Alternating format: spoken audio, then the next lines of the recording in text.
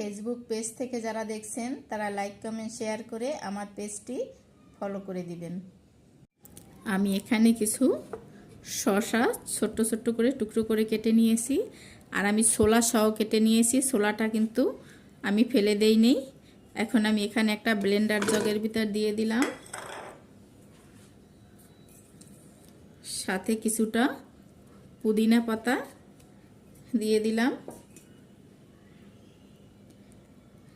লেবুর রস দিয়ে দিলাম, এখানে বিট লবণ দিয়ে দিলাম কিছুটা, চিনি দিয়ে দিচ্ছি আমি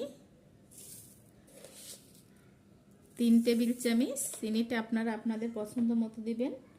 আর এখানে 1 মগ আমি নর্মাল পানি দিয়ে দিলাম। এখন ব্লেন্ডার জারে আমি এটা সম্পূর্ণ ব্লেন্ড করে ছেঁকে নিচ্ছি।